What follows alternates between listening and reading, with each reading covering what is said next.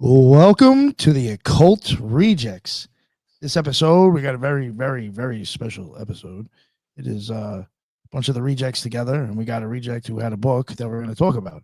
But before we get to Ethan, who wrote the book, the author, we will introduce the other rejects. So, Headless Giant, please let everybody know who you are, what's up, in case they don't know. How you doing, everybody? Happy Friday. So you can find me on Twitter at the Headless Giant and on YouTube at the Headless Giant as well. So check me out there. I'm also on Instagram, and you can catch my show on Thursday nights where I read your occult and or strange paranormal emails. And you can email those to the Headless Giant podcast at gmail.com. Also, I got a show with Ethan coming up on Sunday called The Trialogue, so check that out as well. Get those emails in and check out that Trialogue show. Thank you very much, Ellis. And my man Jules, we got him this week. Finally got him on again. Yeah, man, you got me. Well, what's going on, guys? I'm Jules. You've seen me here before. Host of the Gray Pill podcast. Yeah, stoked tonight to hear a little bit about what Ethan has to say, to hear about his book, and yeah, man, just to hear about the Fourth Initiate. I'm I have a lot of shows I do. I'm not going to get into that whole spiel right now. I can do that at the end when we do our plugs. But yeah, guys, y'all can find me on Twitter at Gray Pill Pod, over on Rumble and Patreon, especially Patreon. We do some Twin Peaks watch parties, esoteric book reviews. Nick comes and hangs out for those now. You may see some. Definitely check it out. Definitely. So yeah, I would say it's worth the money. So thanks for inviting me on again. I appreciate it. No, always love having you here, my man. Thank you. And it's good seeing all of you guys, man. Happy Frigg's Day, guys. It's going to be a banger of a show. Awesome. Yes. And we got Tyrone. What is up, my man? Always a pleasure having you. What's up, everybody? Thanks, Nick. I appreciate it. Hey, Ethan, you already know I'm ready, man. I got your book right here on my Kindle, bro. And I have plenty of tabs on here, so you already know. Everything you can find about me is on my website, rebirthoftheword.com. I love reading. I love having discussions with authors, especially since I've read their book. It's a more personal with me because now I get to ask them for things for clarification's sake. So, of course, this is the time for me to ask some of those questions. So, hey, I appreciate it. Rebirthoftheword.com. Oh, yeah. Thank you for joining us, Tyrone. And we got the man himself, Mr. Ethan Indigo. What is going on, sir? How are you? Well, I bow to all of you. Thank you so much for the inclusion and support. I really appreciate it. Yeah, I'm on all the usual social media, writing articles frequently and easily I'll have to fix that tabulation, I guess. And easy to find on all the social media. And the Fourth Initiation really came about from my obsession with what I call the duality of polarity, or you could just say four. And I explored really a whole philosophical outlook, kind of universalism, bringing together different sources of more or less the same principles or different takes on the same principle of this duality of polarity in the Matrix of Four. And as time went on, I realized that there was a whole other really, the Matrix of Four is accused of being esoteric in one sense, but there was a whole other esoteric level to this duality of polarity. And so the Fourth Initiation, there is no prior three. The Fourth Initiation is essentially where I explored the esoteric and the exoteric understandings of different teachings. And this is a significant polarity when we look at any allegory or so on and so forth. Another polarity that is in the world we live, not necessarily within the interpretation, but is kind of put forth in a lot of different ways is the basic and the capital, or the base and the capital, if you think about a pole, or the basic and the enlightened, if you will. And a lot of societal interpretations are kind of on the gross side of the polarity. So let's go to the images, and I'll start to tell kind of the little story. And you guys, if you have anything to say, please go ahead. Oh, sure, of course. All right. So for me, the idea around this duality of polarity, or four, began in a very exoteric manner. And is that oh, I wonder, I guess the images aren't coming through if I press Oh, on. yeah. You would have to actually open up the image probably, and then choose that as the window to share. Shoot, my bust, my ignorance. That's okay. Okay. Well, I'll just read this as I try to export a few of these. So I wrote the Complete Patriot's Guide to Oligarchical Collectivism, and I conceptualized that there's four types of mind states. Idiots avoid all new pertinent information. Zealots ask only certain questions of certain information. Elitists question information in order to manipulate and reap gains off the information. And patriots question information to share with others and benefit progress, initiate progress, if you will. And so this is kind of a really exoteric, simple kind of way of understanding things. And as I was exploring that book, I realized that there were all sorts of different aspects or sets of four where there's over three and a unsaid fourth, right? And one of the powerful ones that I used, I think, is the four wise monkeys. And that is usually considered to be the three wise monkeys, more widely known as the three wise monkeys. But there's actually four. There's see no evil, which is kind of like the idiot that I put forth there. There's hear no evil, which is kind of like the zealot. There's speak no evil, which is very much like the elitists. And there is fear no evil or do no evil. And this monkey holds his abdomen, right? And he's unmoved and he's unafraid, right? So this also has a whole esoteric construct to it, and not just the exoteric as well. Very, very prominent in Buddhism. This next one is from the Allegory of the Cave, in which most people point out that there's three character types in the Allegory of the Cave: the prisoners, the captors, and the freed prisoner. But there's actually, excuse me, two different types of prisoners. There's the chained and the unchained, right? And this is very much like the idiots and the zealots, right? The zealots don't need to be chained because they're so entangled by the images.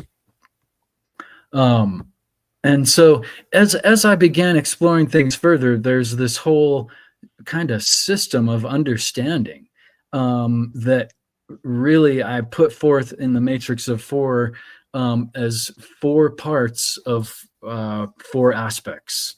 In other words, each of these four aspects has four parts. Excuse my redundancy. And the first one I use is arithmetic.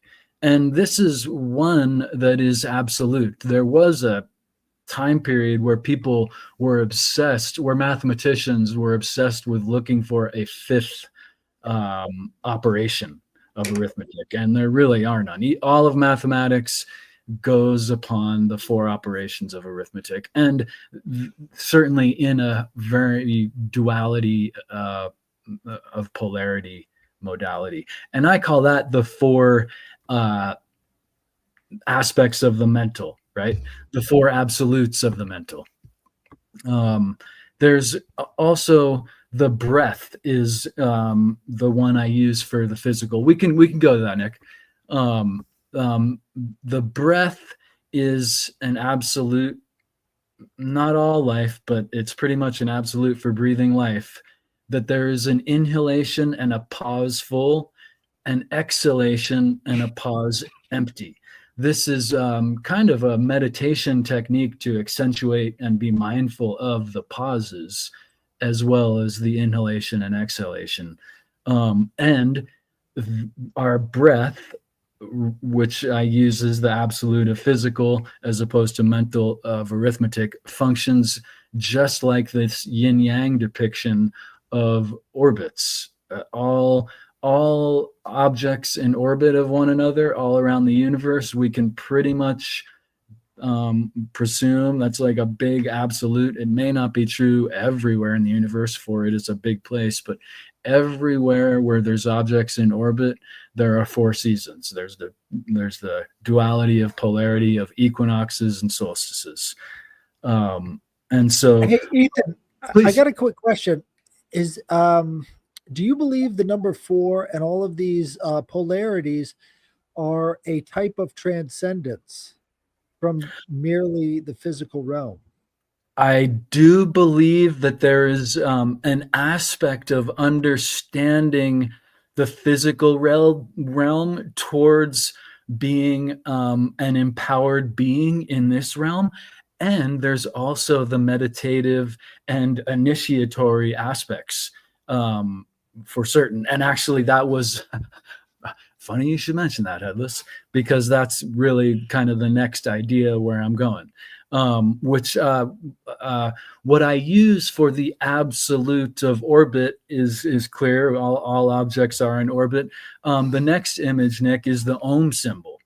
And this is one of the oldest symbols on the planet, and it is in four parts, and it is described in a duality of polarity.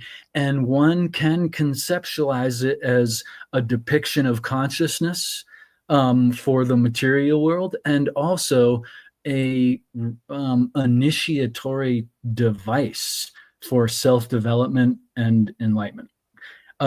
Here we see on the left there that backwards, the what looks like the three actually contains two parts, right? And I was going to say go to the next image, but I need to do that.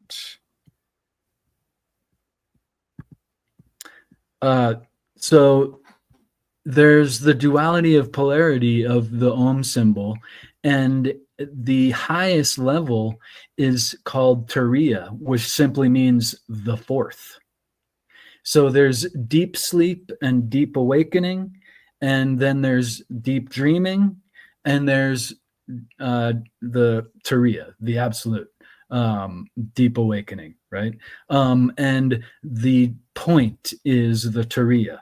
The line underneath that is the Sea of Mara, or the barrier, or whatever, that is virtually impossible to cross this chasm from the third state to the fourth state, but it is possible. But it takes a lot of dedication. Ethan, yeah. Ethan, do you know how deeply Proto-Indo-European that symbol feels to me? Yeah. Think about that as a mountain, right? All of these Proto-Indo-European religions have a mountain, and what you're talking about is the different levels in the sky god realm, right? So you've got the Olympians at the absolute. You've got Turia as being like the Saturnian character, Deep Sleep as the Titans, and then further down into number 3, which is dreaming, which would be our level, our contact with the gods, and then wakefulness, where we live on a conscious level. And that sort of makes up like Mount Ida, right? All of these different mountains represent sort of like a stairway to heaven. Mount Olympus, all of these ideas have to do with that sort of pyramidal figure. And you kind of get that idea with this symbol as well, which represents a lot of what Proto-Indo-European shamanism was all about. I believe there's many tales about this symbol actually being derived from Mount Kailash. In certain different snow melts, you can see, one can make out an Om symbol in Mount Kailash, which if people don't know, it's the most sacred mountain in The all most sacred mountain of all of India. Exactly. in all of that the mountainous region there. It's not Everest, it's Kailash. Yeah, you put So- the two concepts together and you get really a kind of a Kabbalah tree. Right. And yeah, well, this has the dual polarity of Right. the trees, right? Yeah, the tree's got the Yeah. polarity to begin with. Yeah, It- Wow. It's Yeah. it's based it's on the it. duality of polarity right there. I mean, that's why you have the checkerboard floors, it's for the duality. Boom. So is mathematics too, right? It's the duality of polarity, which that's not esoteric. It's just like the way that we learn how to do things with a thing that we've learned, right? Mathematics is like totally esoteric because we use this set of ideas to formulate and process all kinds of stuff. Ethan, tell me Yeah. about what the video I showed you about the Lithuanians and the Sanskrit words. Right. Well, that's a whole rabbit hole. Really cool how that goes down. And 4 has this whole comparative unifying aspect to it too, in its simplicity that there's only 4. But yeah, that was mind blowing to hear all those words being virtually the same as all these ideas that we're exploring here. They're from all these different places and times, but they're really kind of the duality of polarity. Yeah. Yeah. Right. And But does how that old is not the look like? symbol? Oh, sorry. This symbol, this symbol is the oldest symbol on the planet. So, and it Oh. was the it is so old that it precedes the language, and so you don't write out Om. You put this symbol. Oh, and it's a 4-part enunciation as well. 3 that are overt and 1 that is silence. Silence being counted and super important, as we'll see. AUM obviously are the 3 vocalizations. But this is the type of symbol that is used for an exoteric philosophical outlook and also very deep internal esoteric development, right? And there are, It's the above and the below. yeah. So this represents so much that we're only scanning the topical here.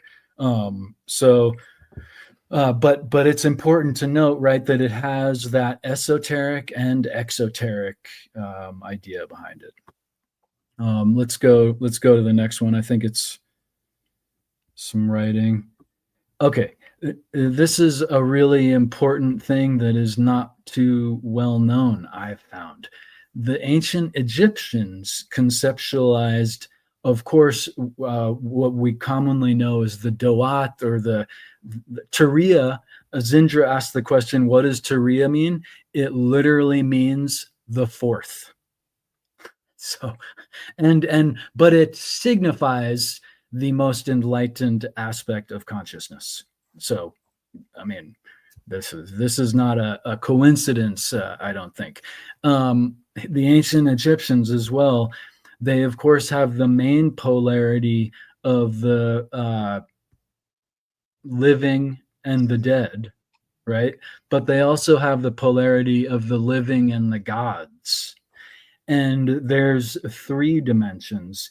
The 4th dimension is for those that have transcended, for the few human beings that have become godly.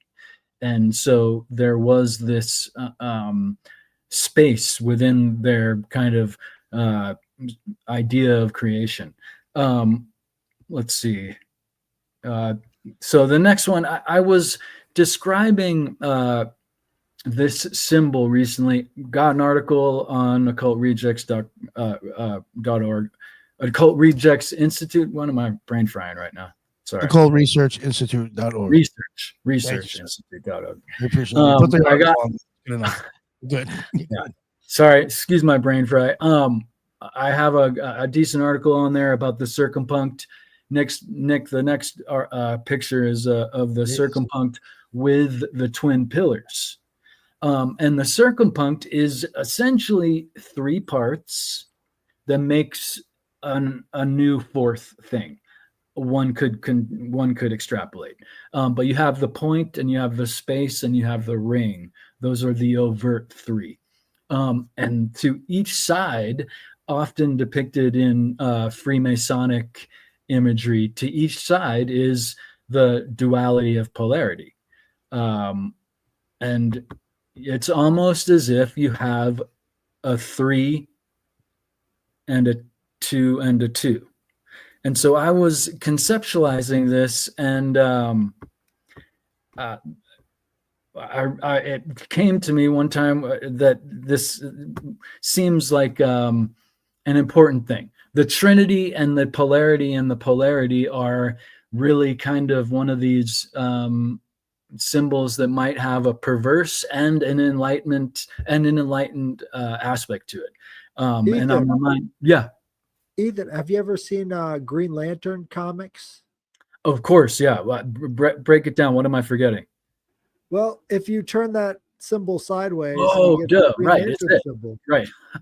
Right. So you've got the green and the gold, and it kind of makes the 1, 2, 3, 4, 5, and the 5th level is sort of like the heart chakra, which is the Tifereth, which is kind of green and gold, and like their enemies are the yellow lanterns, right?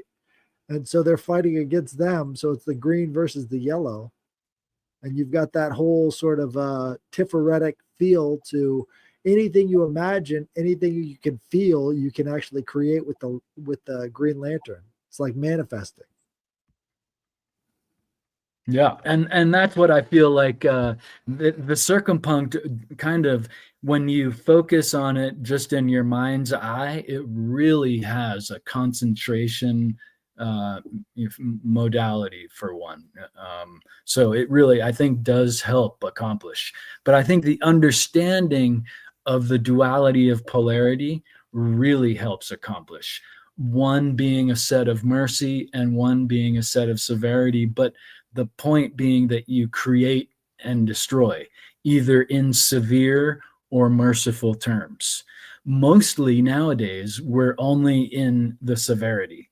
And in fact, we did a great program on Yahweh and Asherah. They're a total duality of polarity unto themselves, that we only have Yahweh now, who's the storm god, obviously related to severity, creation, destruction through severity, where Asha was creation, destruction through mercy. And then in the center, you have the Trinity, or the thrice great of the initiate. So let's go to the next one, which it's kind of saying the same thing, but 322 is this Americana kind of lore. Nick, you want to go to the next one? Sorry. Yeah, sorry, I was like adjusting my seat. 322 is also in Genesis.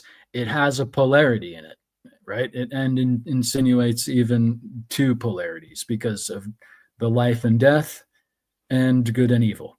So there's two powerful polarities that are really, primary. And of course, they're talking about the tree right there too. What is the tree? Two polarities. That's If you funny. multiply it, That looks you like got the 12. skulls and bones to me. What you talking about? That is man? the skull and bones. Yes, that is the skull and bones. And my point in bringing them up is not that they're correct, not that they're on it. I'm saying that they're using symbolism to whatever they might be symbolizing it for. I'm not sure, but I think that for me, when I see the 322, I no longer see 322. I see Trinity, polarity. And Now I learned something. You've also got polarity. You've also got multiplication. So if you multiply them, like the two bones make an X, you get 12, which is like the 12 signs of the zodiac. It's like they're making a perverse symbol for the zodiac. That's what they're doing. They're using symbolism in a perverse and basic manner, right? That whole idea where you can use it in esoteric and exoteric and basic and enlightened, right? And they're using it probably for very basic, gross means. It seems like some stuff that's meant to be just like for the esoteric, they try to take that and make it for the exoteric, and it completely subverts it, right? It completely destroys what it meant to be originally. Yeah. Yes, I totally agree with that. I think it seems like an alchemy symbol. Yeah, well, the esoteric, it's a lot in it. So the stuff that comes like kind of everybody understands somehow becomes like, oh, that's all there is to it. That's the deepest shit, and we all know. You know what I'm saying? Like stuff like that happens, I think, a lot. Right. So just an interesting phenomena that relates to this idea of the thrice great, the initiated, being in control of this duality of polarity. And I'm not advocating them. I'm trying to pierce the veil of what they might be using. Not that they've figured it out. They're using it potentially, if that has anything to do with the interpretations. I think that verse is the most powerful one in the Bible. That sets the tone for the rest of the book. Basically. Yeah. I mean, that's at the point where it's like you're fucked, right? It's the cosmological tone, and different religious and cosmological constructs have this same four mannerism often of the good and evil, or often masculine and feminine as Adam and Eve, and life and death. Most cosmologies begin with these two polarities that are like the most powerful considerations there are among time, right? You've got a dual polarity right there in that image. Yeah, there's the cross. And that's a mathematical rule that two lines intersecting create four corners. So every cross, mathematically, it's two lines intersecting. However elaborate it gets, it creates the four. All right, so the next one is just me trying to be funny, little memeology. And Carl Jung was fascinated with this idea. And many times in his writing and in his speeches, he mentioned that there's three, but where's the fourth?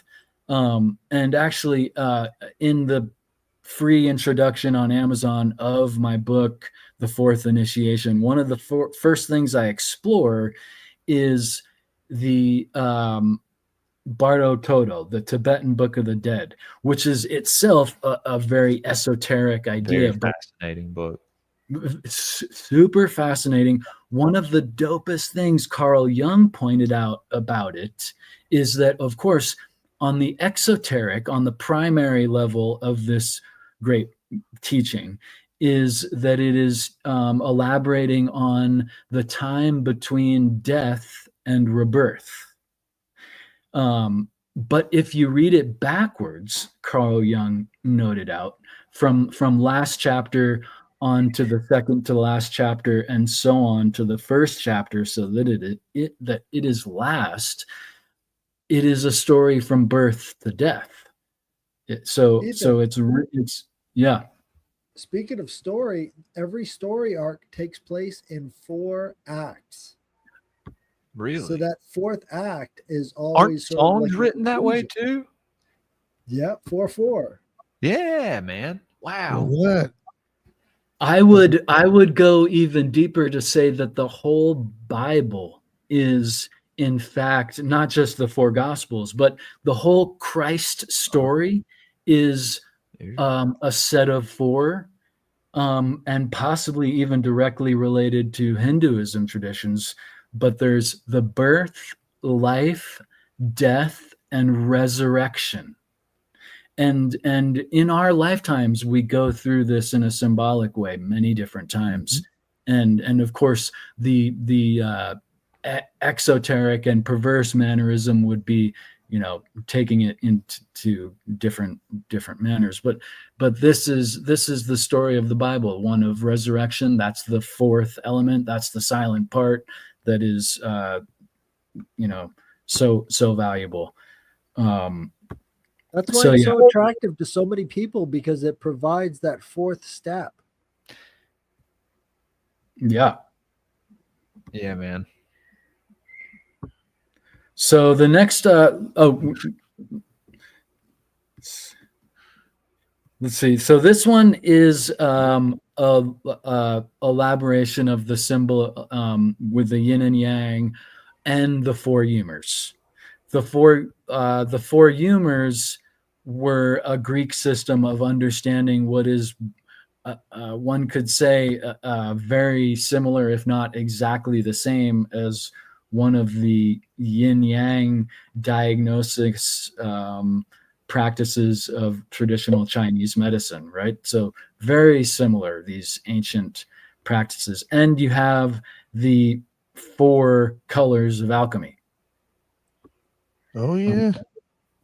And in the phlegm and yellow bile and black bile and blood, right? So when they say that there's 4 types of people, or that there's 4 types of problems, well, what are they talking about exactly, right? Because the American Indians have a similar color construct in their symbolism that the medicine wheel. Too. The medicine wheel. Yeah. Yeah, I have to take this image and look into the elementals with it now too, because the 4 elementals, tie into almost everything when you look at it. Being like the, what is it? The astral fire, the ethereal water, the physical earth, and the mental air, right? Yeah, and there's that's become one of my favorite words, elements, because it's so esoteric, but it's often considered very primary and physical, but it actually says godly mind. I think it says godly mind, but it literally says God mind, right? Element is God mind. So alchemy is very much associated with the physical development of chemical systems and so forth, and God mind, right? Becoming the internal exoteric self-development. And my next picture is actually of the 4 elements, but the 4 elements of the Philosopher's Stone, right? Which brings together exactly what Jules just talked about. There's the 4 elements of the Philosopher's Stone. Why is there 4 elements? Because of obviously the 4 elements that we just spoke of, but also the 4 elements that are at the basis of almost everything. If we're looking at things through that veil, it's not the only way to look at things, but it's a powerful way to start to look at things. And the next. You kind of have a reflection of both the 3 and the 5 within the image. So the 3 and the 4 creates the 12, right? And when you're talking about the 5 and the 4, you're talking about fractals, right? So you've got the 5th element, which is all these different fractals coming off, which you could do within the next circle or the next circle out, right? So each one of these circles is equidistant, and that creates another fractaline creation from the symbol itself. So you've got 5 and the 3, which, Philosopher's Stone incorporates both of these numbers very heavily. Yeah, and then I was going to point out, you have the feminine inside of the masculine, and then the masculine inside of the feminine. I don't know. It's kind of weird. No, that's perfect. I've noticed that a lot with a lot of these symbols. And you were talking about the polarity stuff earlier, the kind of dualistic aspect to it. Just real quick, I was just even thinking how you kind of like said that you're seeing repeating. I wonder if that even goes with like the Yadhe Vadhe formula, because that's 4 again. But that is coming up. King, queen, prince, and princess. So you would see like male, female repeat that way. Right. So I wonder like if there's like something to like what you were saying here. I wonder if there's some shit. And I was also thinking, as he was talking about like 4 stages to like some kind of piece of art, right? There's also 4 stages to life in a way. Well, tetragrammaton just means fourfold name, right? So they're talking about these different letters within that. So tetragrammaton and the tetragrammaton formula, is that generation. Go ahead, Jules. Oh, no. I was just pointing that out. You kind of have like you're young, like from when you were born up until you become a young adult, that to when you're like, in your 40s or 50s, like your early 50s, maybe that until your late age. And then, because we're supposed to live for longer up until probably a little past 100.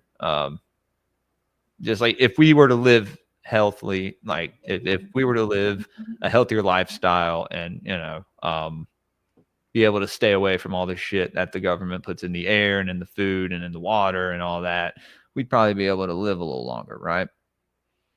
So, definitely.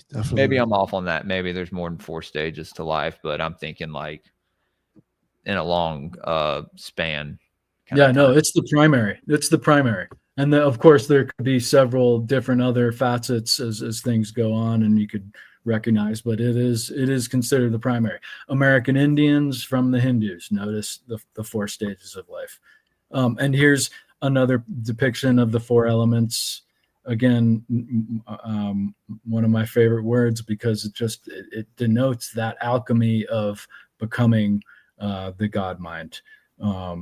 So yeah, and the next one, I Nick just took off, but this also we can see a duality of polarity, obvious, right? I mean, that's a easy note there. But it all comes together. You have as above, so below. You get all the figures combined. Absolutely. And again, your masculine and feminine triangles, right? Projective, receptive. And one thing I like to do just as a kind of mental exercise is find contrasts. So if these shapes are depicting an idea, it is a wonderful format to just form contrasts. But usually people only go to an either or contrast, and that's very limiting. If you have the A and B, that's the either or, but you have to have the AB too, the synthesis and the nullisis is the term that I came up with. And, to that, there's the whole idea of thesis, antithesis, and synthesis related to cause. What is the 3 I'm thinking of? Where they steer decision making, right? The Hegelian dialectic is from this thesis. Reaction solution. Problem reaction solution is from this philosophical outlook of thesis, antithesis, and synthesis. The solution often is pointed out as they already had it planned, right? And the next one of my favorite sets of 4 is geometry, and I feel like this is really not only valuable in understanding things, but it is really the basis for the biblical God, as we'll see. Next, Nick, go to the next one. And here's Yahweh. Excuse me. Here is Yod Hey Yahweh, right? And the Yod, it literally is the point. The 4 dimensions of geometry begins with the point. The next is a window and behold. So a window, it implies a view, and it is very much like a plane of glass, but it also, there's a room. So they're using the same word here to symbolize, I think, plane and volume. And the Vav, again, it literally means peg or connector or nail. It is the line. So the whole Bible at its basis, when they talk about the G and generation and geometry, it's the 4 dimensions of geometry. It's right there. So the next one is, Oh, you know what I wanted to say real quick, Ethan? You might have been I think you had the screen off. I don't know if you could still hear. Did you hear what I said about the Yahweh Vadhe before? Yeah, you were getting at that. What repeat it? Jules had mentioned before how like sometimes, and he's right, you'll see like kind of like male, female, like symbolism within each other, and going back and forth. And I said, I wonder if that could maybe be even represented in the Yahweh Vadhe formula, or if there is like the same idea behind that. Because if you think about it, magically, if I was using it like, in ceremony of magic, that would be, the king, queen, prince, and princess. So I mean, you're getting, male, female, male. Yep. And that's funny that you would see this with the name of a deity, right? Because same thing happens with same thing happens, I'm pretty sure, with Lucifer. Trying to remember, I think the Greeks maybe worship Lucifer as Mars, right, Headless? Well, the Greeks thought of Lucifer Or thought as of the Lucifer as Mars. Sorry, son of maybe not Eos. worship. Eos is the titan of the dawn, and so Eosphorus is what they called Lucifer, Which is because where Lucifer phosphorus is comes Latin. from. It's the Latin for Eosphorus. So in Latin, Diosphorus. his, Okay. yeah. In Latin, his mother would be called Aurora, like Aurora, Colorado. Okay. Ooh. But think about this as if it's hieroglyphs, right? You have the father above, you have the daughter with the hair coming down, or the window with the light shining in. Then you have the son as the generation below, and then you have the daughter with the hair coming down, sort of like the vision of the mother. Yeah. You've almost got the hieroglyphs for those 4 different parts of the tarot. Yeah. I was just going to say they represent him as Mars because of the red glow that Mars gives off. Right. And then also there's a feminine aspect being Venus, right? Yep. So Yep, I Venus, think it's like that with maybe all the planets. I don't know. Maybe a few of them. You can probably find bits and pieces of it in everything. I think they all have the same aspect. They'll There's both some have really to a positive, interesting. Oh, what was that? Positive and negative. That's Venus specifically. You've got Venus and Adonis, right? You've got the idea of these dying and rising figures being associated with this planet of Venus, which is this morning star and evening star. 1/3 of the year it's in the morning, and 1/3 of the year it's in the evening. So having the Venus connection, which creates a big flower of life in the sky, it's sort of like the completion of 4, which would be the 5. Wow.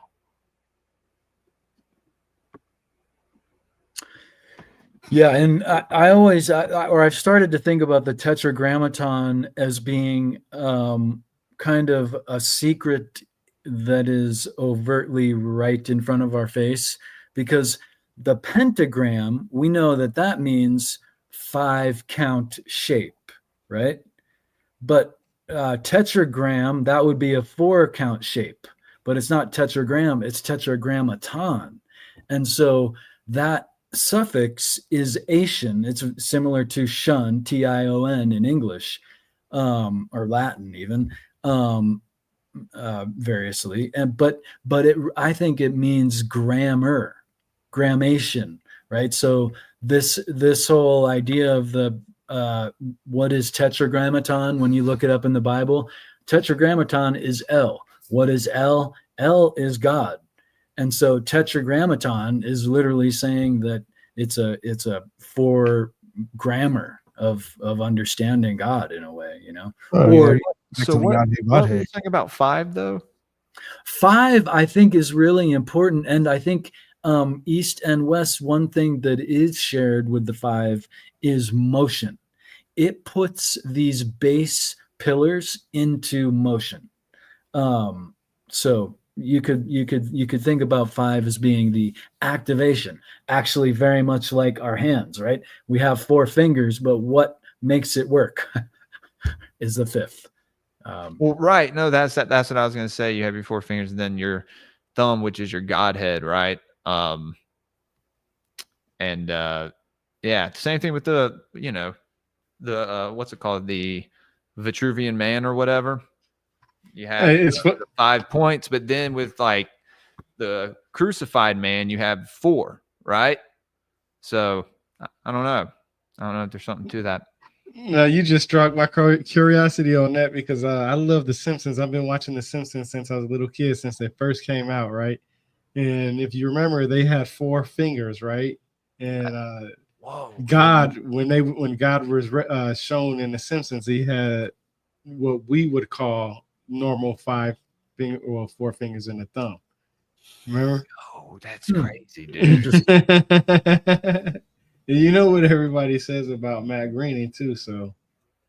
Well, yeah, they were messing with dimensions, weren't they? That's what they're kind of telling you with the. They actually had it. They actually had a show on that too. They had a bunch of shows on that. Well, I mean, The Simpsons has predicted how much shit that's happened. Like they definitely have some form of like, I don't know, some kind of loophole or portal looking into the future. Like I don't Think care about all the tree houses of horror. I'm fucking convinced now, dude. Like, Think Yeah, about all the sorry, tree houses of horror. Yo, I have brought that up before, you know, Jules. That's like, I've seen The Simpsons do that so much. You have to start questioning how. You know what I'm saying? Like how are they? You know, like I know it is kind of interesting and like, wow, like that's pretty cool. Like, you know, they called it out, but it's like, well, how the fuck are you doing that? yeah, It is fucking weird, man. Project Looking Glass. What Yeah. they say it was. I don't know, man. I think this kind of stuff has been around a lot longer than we know, or than we're told. Through many ways, you know, scrying or however. Imagine. Portals. Think about how archetypal the show is. All the different elements of that show are like archetypal of different factions within society. So they're making statements about all of these different relationships that have to do with how we see each other and, you know, sort of like stereotypes. And they were able to do that because it wasn't as woke back then. But in doing so, it made these relationships that sort of stick in our minds when it comes to relationships with other people. You can kind of steer people around through their behaviors a little bit, I think. Now, what does this represent, Ethan? Because this is the alchemical colors all over again. Yes, this is an American Indian medicine wheel, and it represents the 4 brothers of man: white, black, red, and yellow skinned people. And their idea is that these people all come together and bring out the one idea in a unified manner. Each one has a different aspect of the story that when brought together, they get the whole story, right? And the four directions, the four peoples, the four is widely significant among the American Indian people, especially in the Southwest. You know, Okay. one thing that I've noticed with Native American symbolism too, you see it popping up like in occultism that came over from like Europe, but like symbolism here. So that's kind of interesting. I have seen that happen. Like certain occult orders are actually Like, who did they learn it from? You know, Yeah. like did they learn it from some ancient occult order that was there long before we were told the first people came over and found America? Oh, like go ahead. No, I just was going to say I think it's possible. Please go ahead, Nick. Like an example is Denning and Phillips. I don't remember their first name. They have like some book set on magic. I mean, I didn't know until I think I had Thrash on when he covered like the Micmacs. This star or the symbol they have on the front of their cover is their medicine wheel, but it just looks different than normal people. I mean, that's different than normal ones. So like you kind of thought it was like some just fancy 8-pointed star, and then I was like, oh, they're actually just ripping off a fucking Native American symbol, and they put it on the front of their magic book. So shit like that. Somebody doesn't even know what that is. They just take for granted it's some ceremonial magic symbol. Well, it's like it's kind of like that with the swastika, right? Yeah, I guess. That's way more of an ancient symbol than a lot of people even know. Like they're not even aware of that. And how many civilizations and cultures have used that symbol? Maybe Headless knows where it actually came from originally. I don't really know. It's ubiquitous across 5 continents. Right. During a certain time period in prehistory, you've got that symbol as being ubiquitous across 5 continents. If that doesn't mean people were connected, I don't know what to tell you, man. Well, here's something going on with that symbol. And this is used often as a calendar, right? Medicine wheel would be used as a calendar system overtly, ceremoniously, probably different ways too.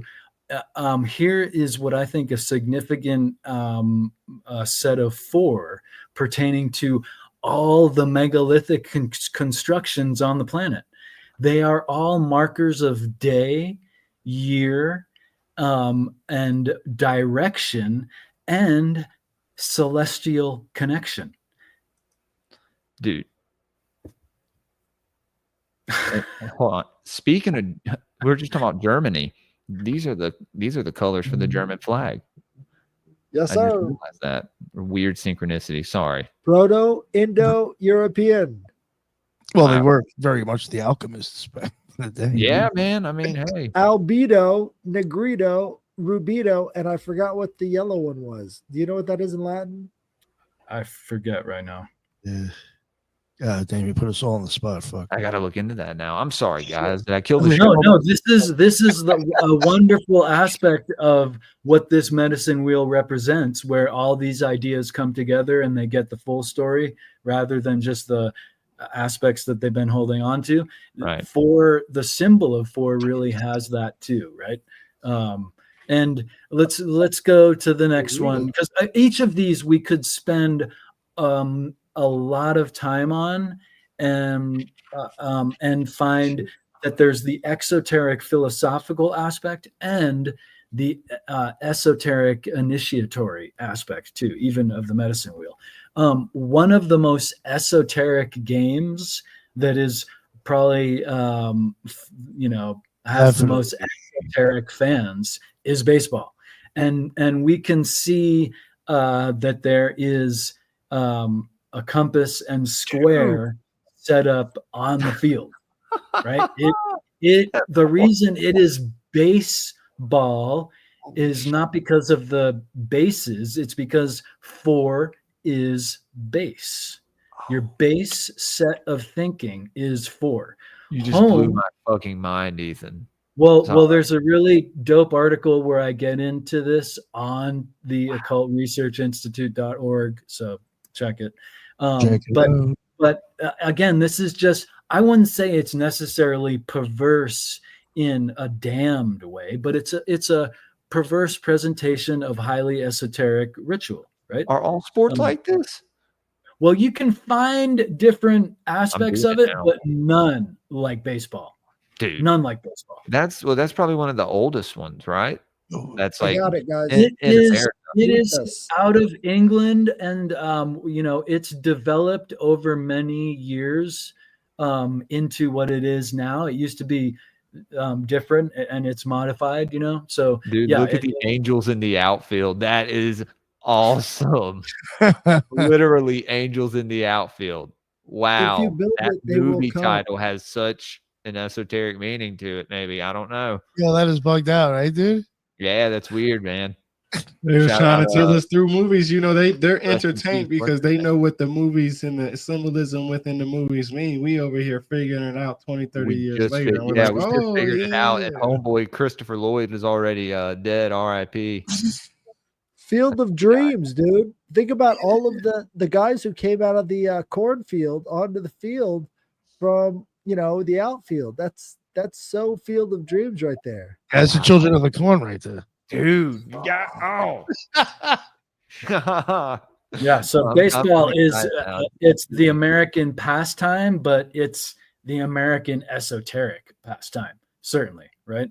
Start going to baseball. And it even has Dayton. the geometry. You could look at it symbolically as the ball being the point, the line, the bat being the line, and you have the plane. And what do they call where the pitchers stand on? Headless? The mound, baby. The mound. And where did it come from? It came from the Theosophists. Mm-hmm. That's right. Right? That's right. Because the guy final who founded version of it was Theosophists. basically developed from Theosophist crew and a president of the Theosophy at one time. Yes. Although it's much older than that, but not in its current modification. Do you know what they should bring back? Roman gladiators, but American gladiators, but like real fucking blood sports, like lions. Baseball used to be a bit more like that, like that you'd get tackled like pretty Bring back easily. animals. Get the shit beat out of you with a bat or something, dude. It Hell used, yeah, used to be a bit more. Oh, they should do that. They should Yeah, start. yeah, right. That's what you give people who got like life. I mean, not life, George, death sentence. What's Just fucking- They there you they go. called it baseball for a reason. For real. Oh, that was a banger, bro. So yeah, remember we got the compass and square right there. Everyone can see, right? And we remarked earlier, where is the origination of some of these symbols? Like we see them so widely used, right? Like the Freemasons copped on to the compass and square. Was it not used before them? Certainly it was. Like no megalithic site was built without a compass and square, right?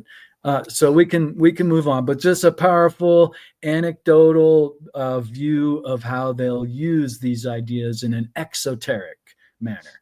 Here is Patanjali, and Patanjali is a Thoth entity from India, and that is noted to be the creator of yoga, and specifically the 8 limbs of yoga.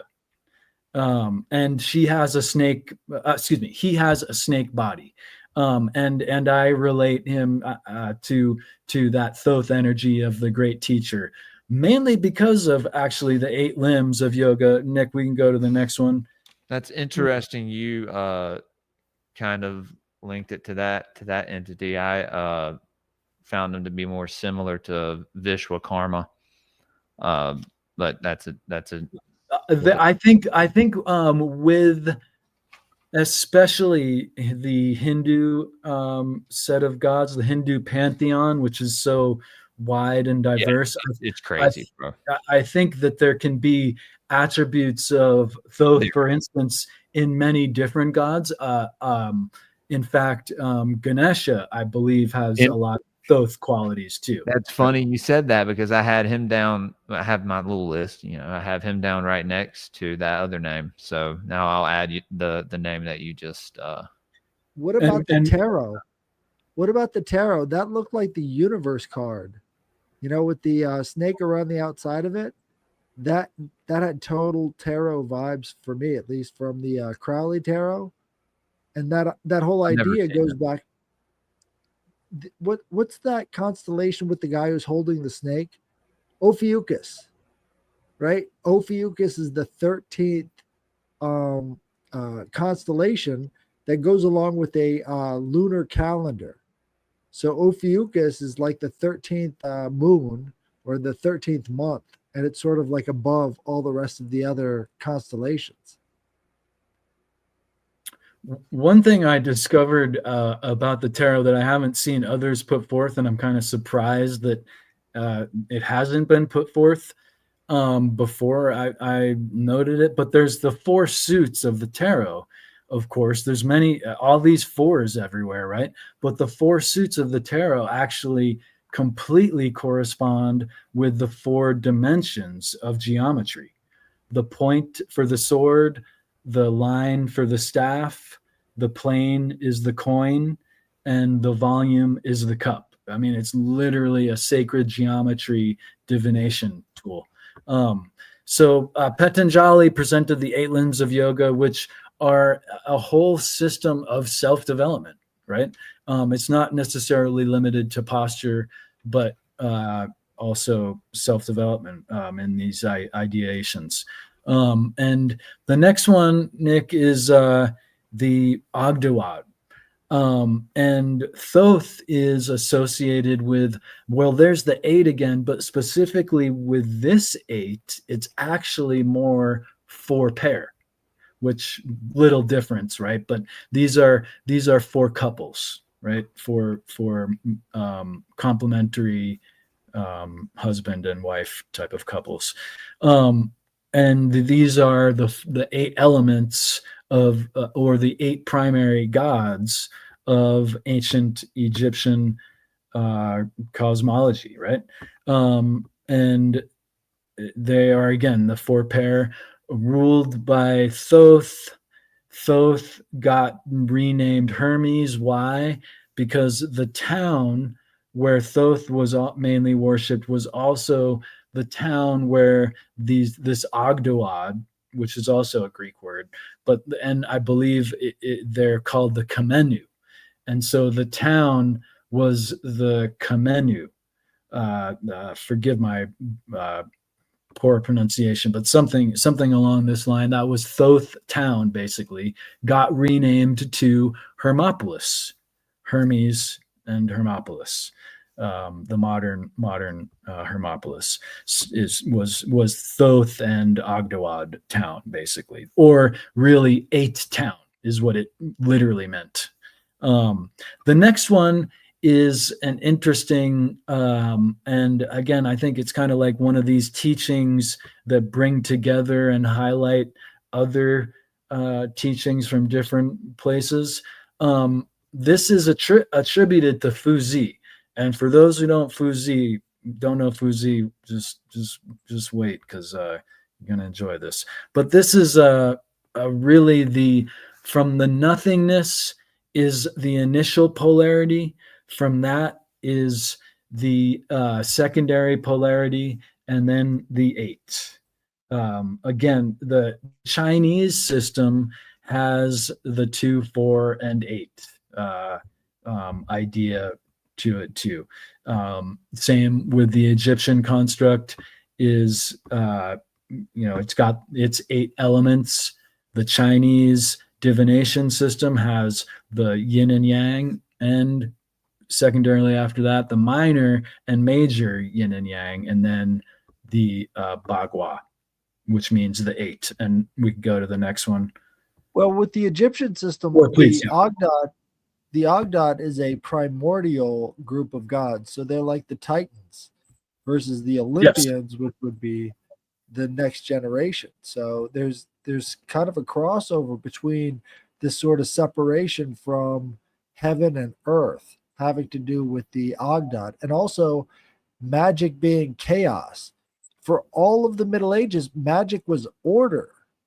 But once we got into the 20th century with chaos magic, then magic became chaos again. So it almost represents like a shifting back to a more primordial view of magic than what was existing in the Victorian and Middle Ages era. It's kind of interesting. Yeah, and it's amazing that that the Egyptians and the Chinese had this 8 elemental primary aspect, right? Quite fascinating. Okay. You need me to move on? Yeah, before we move off of Hermes, I was going to say you see the same thing with the name Hermod in Norse, I think Norse mythology, right? He was the messenger of the gods. I don't know if there's anything with the number 4 there. Maybe we can look at that later. Forgot about that guy. So this is the Ark of Ra.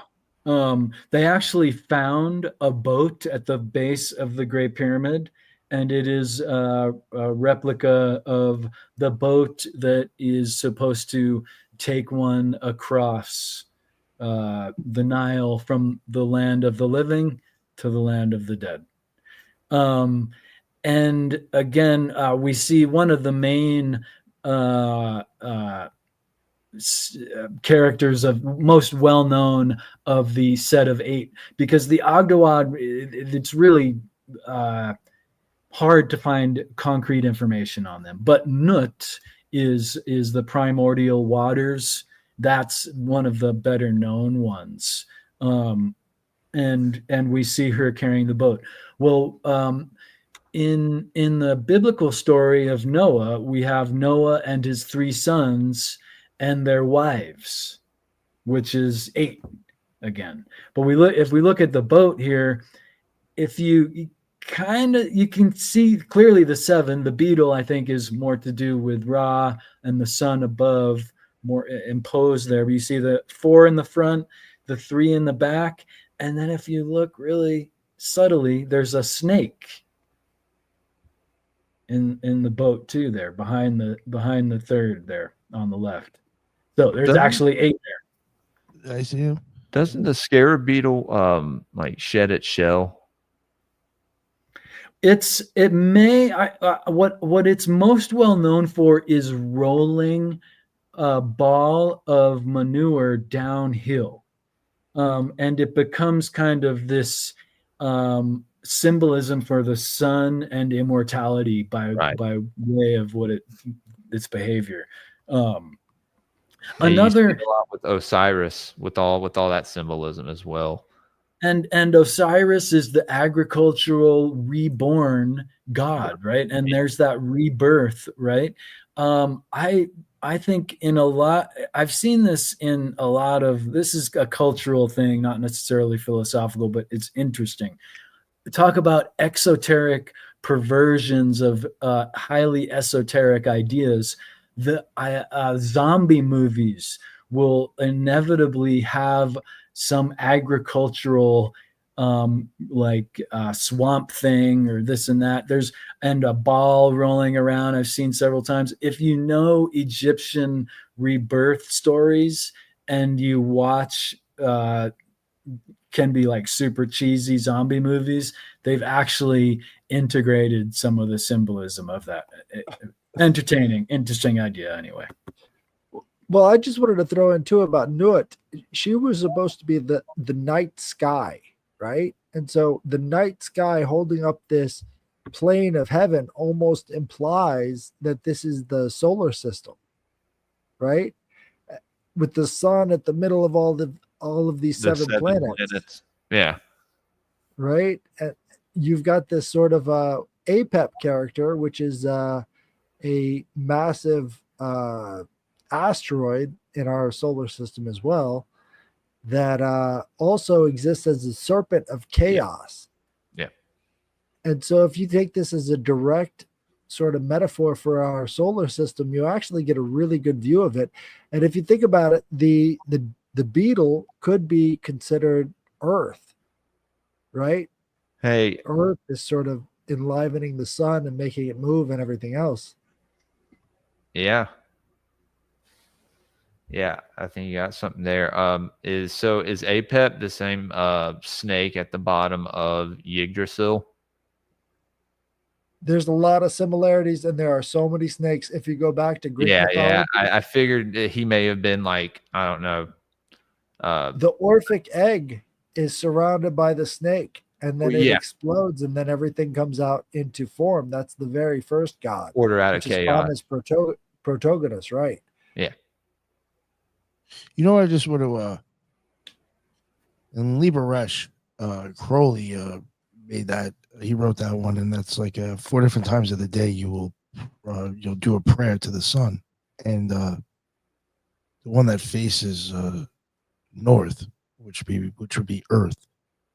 You got Kefra, the beetle that you're praying to. So, like you said, Headless, even that could be associated with Earth. It's even kind of associated with Earth right there. And Just the wanted to throw that in. That's all. No, that's great. The set of the Ogdoad, the 8 or 4 pairs of Egyptian primary gods, they are snake-headed and toad-headed. And if we could imagine the Nile thousands of years ago, it was probably just so full of life becoming and going. So this idea, I think, comes from not that there were snake-headed beings, that snakes and toads were in the creation of itself, the life dependency flow of the waters, right? But here's another the next one, Nick, or Headless, did you say? I was just going to say, maybe it goes back to the Ohm symbol, right? So if you take the Ohm symbol as the symbolic cosmology that they're working off of, like these different levels of consciousness, then all of this kind of fits into that level as well. So like astral projection, thinking about forms and meditation and separation from the senses, you kind of get these different images that are translated differently, but on the same level in different languages, right? They're interacting with the same kind of forms and translating it based off of the surrounding culture. And it reminds me that the Hindus had the Nagas, who are their ancient snake-bodied reptilian teachers, right? Exactly. And the next one Africa, is, I think they're called the Neteru. I'm pretty sure. In certain, yeah, I mean, you see them in every culture almost.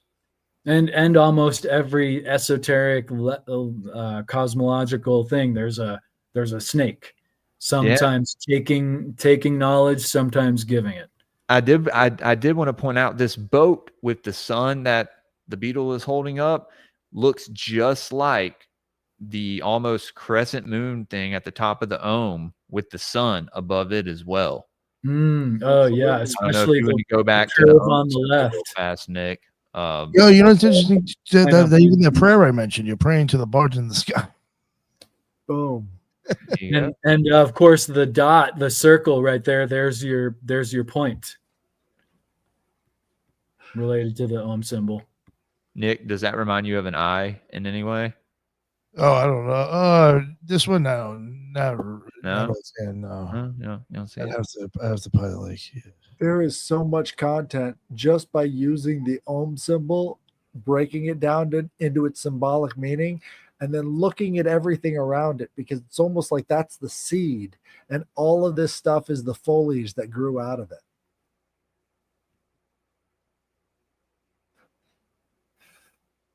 Yeah, it's fascinating. The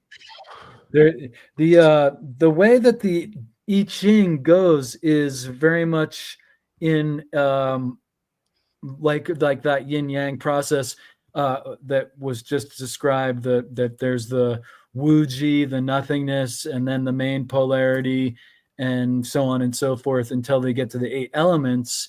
And the 8 elements are multiplied 8 times 8, and then you have your 64 divination types of the I Ching, right?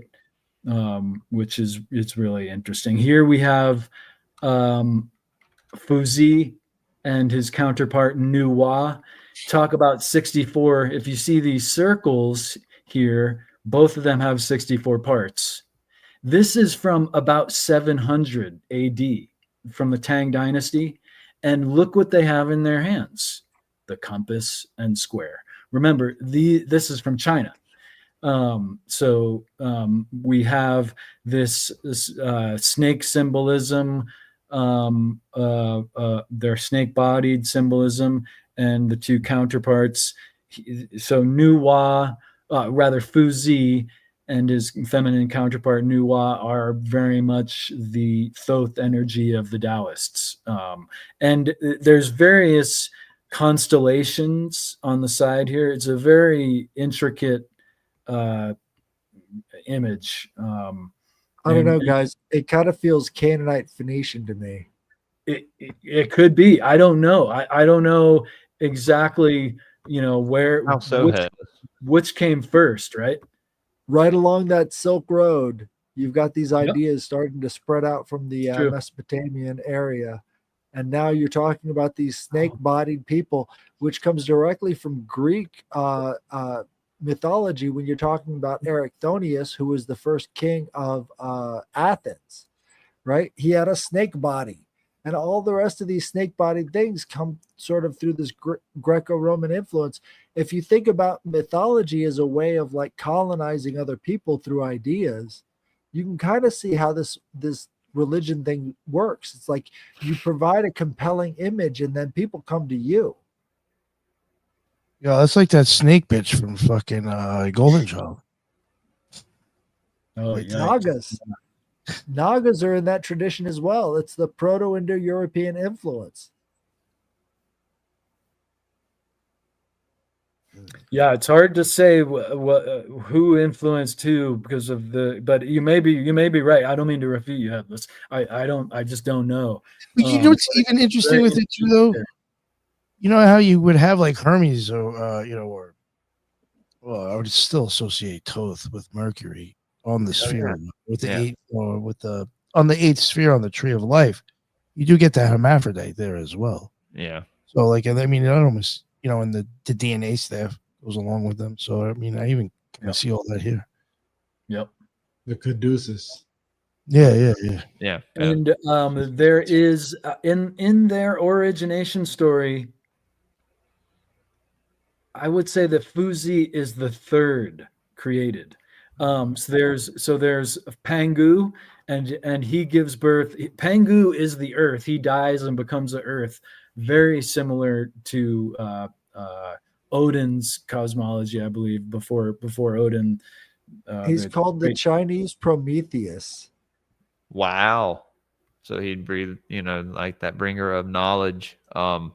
He erupts from an egg, and his backbone becomes these massive mountains. And Pangu also bears the torch that he gave to mankind. And so he's also a giant. And they call him the Chinese Prometheus. Yeah. And Prometheus is a Titan. Dude. We see that there's the compass and square. It's a bit more refined of a set of tools. Pangu had the hammer and chisel. So that's the starting point of obtaining things is the hammer and chisel. And Prometheus was hammered to the Caucasus Mountains. Wow. So Pangu gave birth. When he died, he became the earth, but he gave birth to the mother of Fuzi and Nuwa. So in a sense, in that story, Fuzi is the third born, the thrice great. The thrice born. Yeah. So I just wanted to say, it's really interesting that there's all these Thoth-like teacher-like entities, and the snake body and the sacred geometry. It's all there, right? So to wrap things up, I wanted to go into Oedipus, right? And talk about tarot, Nick. origination of Oedipus is he's thrown out by his dad because his dad gets the prophecy that his son is going to kill him. So he hangs him by his feet on a tree. And he's the hanged man from like infancy. So pretty interesting symbolism there. And again, you have the tree, and he's rescued by a farmer, another king nearby. Anyway, and his whole life is kind of screwed up, but we accept the answer to him, or the answer of his to the riddle of the Sphinx. But he gets everything else wrong. That's the one thing that he becomes a hero for, is because of his answer to the riddle of the Sphinx. And that's really revealing about this hanged man influence, is because he's like the ultimate mortal character, the ultimate flawed or fallen character of all the rest of them. Yep. So the riddle of the Sphinx is from the play of Oedipus. Oedipus, however you say it. The next one, Nick, I got the riddle there that everyone can read. What walks on 4 legs in the morning, 2 legs at noon, and 3 legs in the evening? Most people know that the answer is man, or humans, rather, to be more politically correct. The staff of old age being the 3rd leg in the evening. But here we see Oedipus, and he's got a staff. And I would say that the answer actually is the master, the thrice great, walks on 3 legs, right? And we see here Oedipus himself has the staff there. And there's a second in this play. Again, we're talking about when Oedipus goes to defeat the Sphinx. I believe he was, even in the play, was in Egypt, but I'm not 100% sure. He might have been elsewhere. But the Sphinx and cherubim, widely celebrated symbol of a coming to get you character. There's known to be a second riddle of the Sphinx, and a little bit lesser known. So I would just say that with that, it's not the old person, it's the master. Right? The cherubim have 4 heads too. That? Yeah. Tetramorph. You got the 4 horses, the apocalypse. Yeah. Got a lot of stuff. And 4 is a super powerful number in all of Asian countries. Sometimes it's auspicious and lucky. Other times it's not even on the elevator buttons, right? Like floor 13 in the West. And sometimes they won't have 13 either. No 4, no 13. A -1, and then they start. So the next one is the second riddle of the Sphinx, and it just beckons the yin yang concept, right? There are 2 sisters. One gives birth to the other, and she in turn gives birth to the first. Who are the 2 sisters? And I mean, it just in that elaboration, you see the yin and yang. The answer is day and night, right? And day and night also has or rather, one day has 4 aspects, just like a year. There's day and night in the first polarity, and there's dawn and dusk in the second polarity. So, and now I'm going to get into something that I have not studied entirely, but it is so profound in bringing together these 4 aspects and lessons of 4 that I think it's worth sharing. And Eliphas Levi is a foundational occultist, and he came up with the idea about the powers of the Sphinx. So certainly the idea with the Egyptians was not getting old and carrying a staff. It was being immortal and holding a branch of the tree of life. And that's really what the staff symbolizes. It's not you're old, you need a stick. No, it's the reason why the kings and the priests and the philosophers, Moses to Tahuti to whoever, they all had a staff because it is the branch of the tree of life that they get to hold because they're empowered individuals. So here's a set of the four idea related to these four aspects of the Sphinx, which is, Nick, you might have heard of these in Thelema. I heard that this is like a Thelemic teachings. Well, yeah. I mean, it kind of looks like, yeah. To know, I mean, it also to kind of goes dare, to with, will, to keep silent. yeah, And- it also kind of goes along with tarot. And right, it's all right there. I think that the first polarity there, to know and to will. I saw this meme the other day. Like, people would rather argue about Crowley than learn about him, and so people would rather say the expression "do as thou will" without even knowing anything.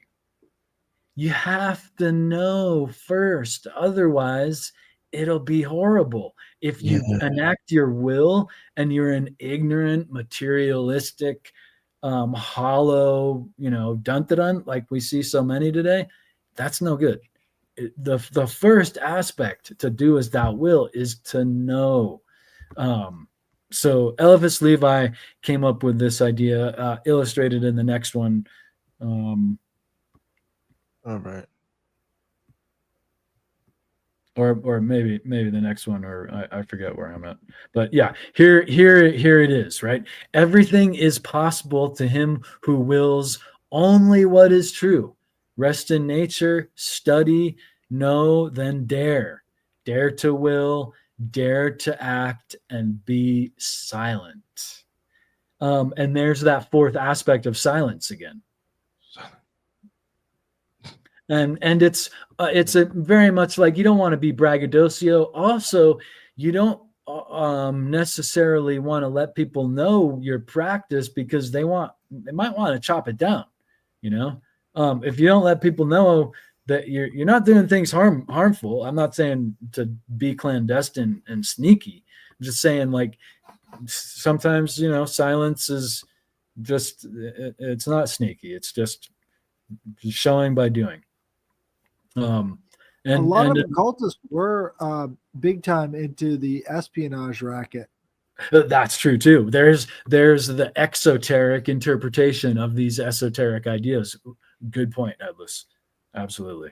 I mean, yeah, Crowley was an MI6 agent, was he not? Right. Or I think he was probably totally some sort. MI5? I definitely think he was intelligence of some sort. Yeah. Whatever kind of intelligence. I mean, the same thing with fucking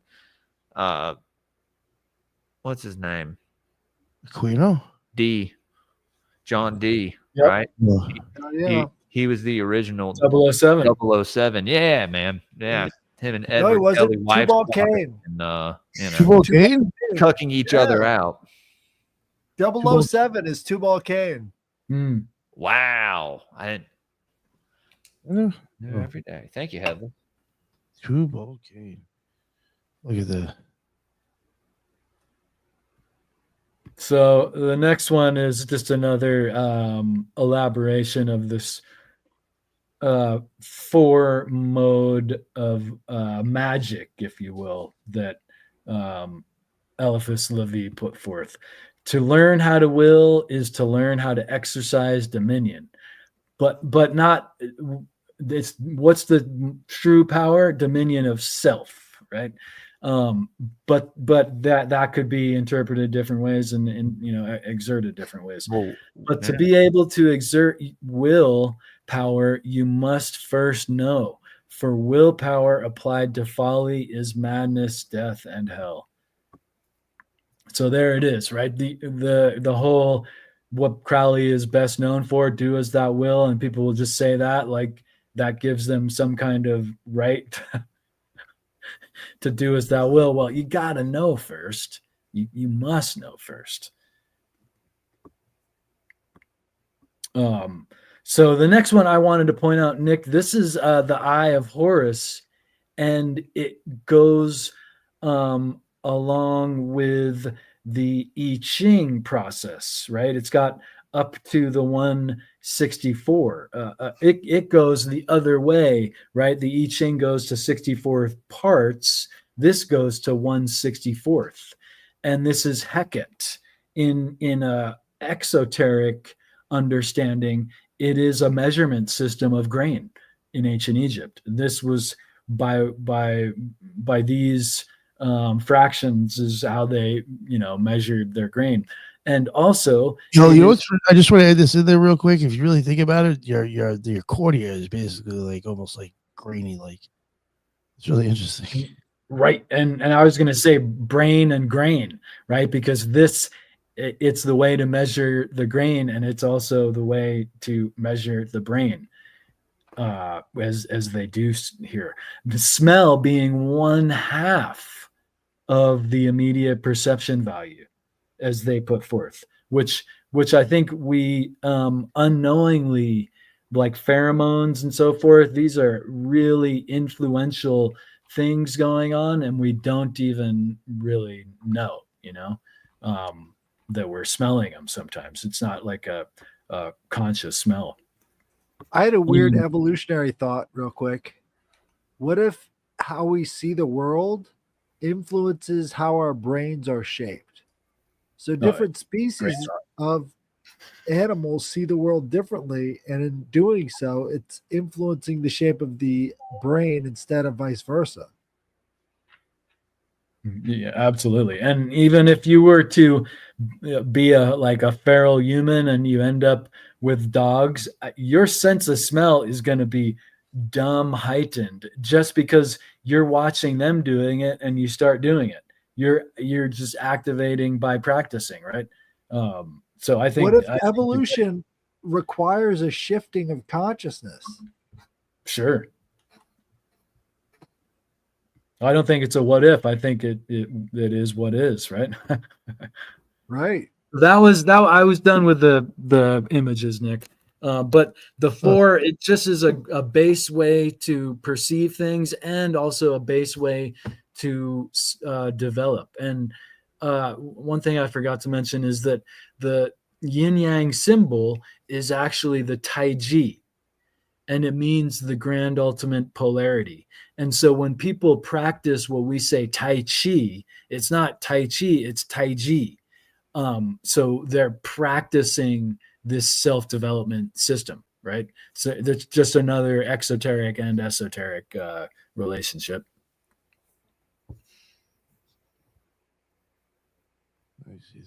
I love it. Oh, you know what I wanted to pull up before? Damn it. I think let me see if I have it.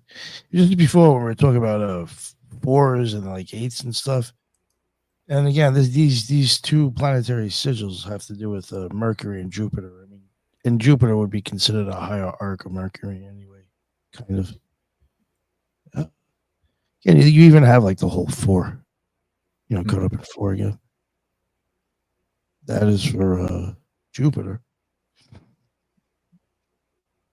It kind of just looked like even other shit you saw before. And then you do have there's Hermes 2 lines. was the angel. Hermes was the angel of Zeus or Jupiter. And then this one's interesting. The one from Mercury, which would go with the 8th sphere. You do have like a bunch of like 4 again, 4 squares, 4 circles. So that was seeing the 4 repeated still. Yeah. It's a deep symbol.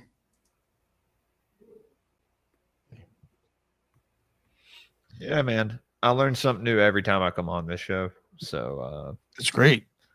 Normally I Great do too. information. Yeah. Hell yeah. Ethan, that was great. That was Yeah. I got to Thanks get your for- book, Ethan. I really appreciate that. Thanks for listening, everyone. Yeah. It's I think the fourth initiation really has some inspirational ideas and insights towards self-development on our own.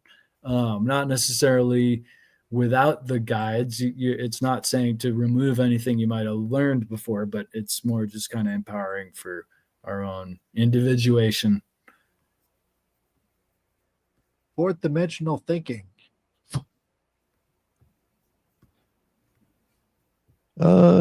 Anybody I have was any gonna- questions? What, anything? I was just gonna say I ain't get to none of my tabs, man. You lucky, bro. No, I'm just kidding. We're gonna have to have that discussion. No, break it down. Do you have any questions? Yeah, was there anything? No, was there anything that you kinda wanted to it's ask? not. It's not anything specific that I wanted to Okay. ask. All right. I just had, I just like some of the stuff that he talked about. The four meaning complete and stuff like that plays a lot of parts in Masonic rituals and ceremonies and stuff like that.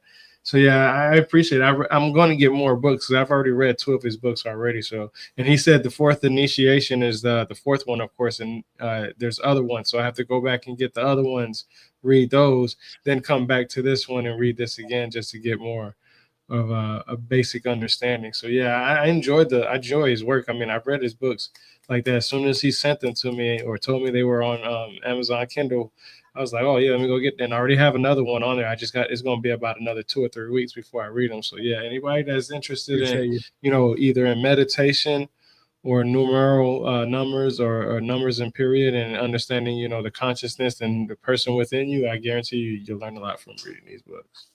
Thanks, Tyron. Oh yeah, thank you. Definitely.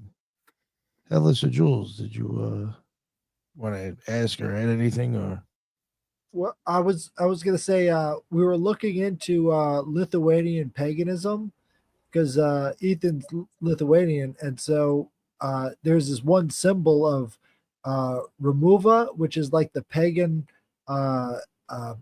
equivalent of their native religion, right? And it has 4 snakes on the seal, and it's like that's perfect. Like you're all about the 4, and there's the 4 right there.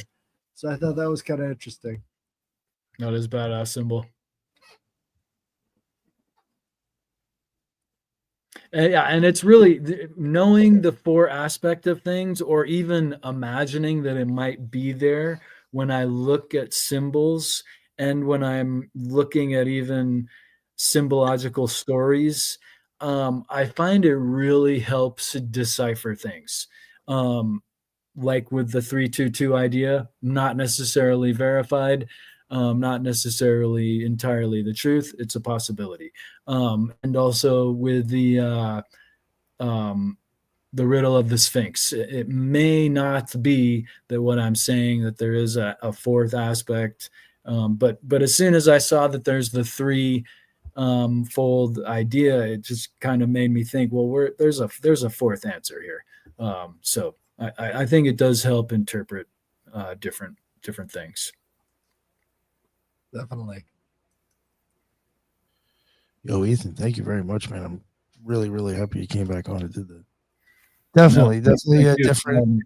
Definitely 10 times better than last time. That's because there was other people here. So, oh yeah, man. Thank you. I appreciate that. No, I appreciate you guys so much. Oh yeah. I guess we could just wrap it up then. We'll let everybody plug their shows and promote their stuff again. Headless, what is going on over there, man? That was a great episode. It felt like a whole initiation all on its own. So thank you so much, Ethan. You're the man. Thank you. You can email me your occult stories at theheadlessgiant@gmail.com, and we will read those on Thursday. So check it out. Thank you. Oh yeah. Jules, what is up, brother? Nick, again, thanks for having me on. Of course. Ethan, great presentation. Like I said, I'm going to have to try to remember to get your book sooner than later. Headless, Tyrone, it's always good hanging out with you guys. Hearing what y'all have to say.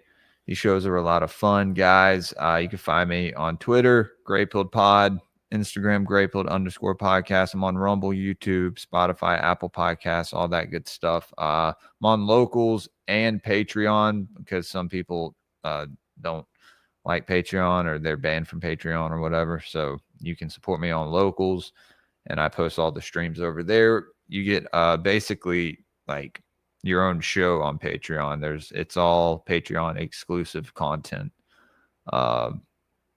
Esoteric book review. We do watch parties. We do a lot of cool stuff. I might start having guests on Patreon shows and doing them on there a couple weeks before I drop them. We do the Elohim etymologies on there before we drop them. So yeah, go check me out there, patreon.com/grateful podcast. And yeah, Sunday Chaos this Sunday night. Our degenerate show that we do, news show or whatever it is. Me and the boys get together, hang out, y'all. You taking over the Tower Gang slot, On huh? Rumble. Yeah, it's the Timu Tower Gang. Yeah. Oh, yeah. Tunnel Gang. But we're not Jews. So, sorry. That was a bad joke. Oh, I can't wait. Anyway, but yeah, y'all check us out tomorrow. I guess we'll be doing we got a couple shows tomorrow, right? You'll see me on one of them. I think I'll be on the later show, perhaps. Depends on when I do Twin Peaks. If you can, man, yeah, for sure. Library. Yeah, man. Yeah, no, this is great. And I appreciate you making me a part of this, Nick. Hell yeah. Awesome Definitely. show, gentlemen.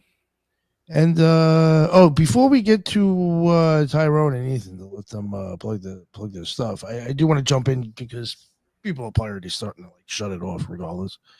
But I forgot to mention it in the beginning.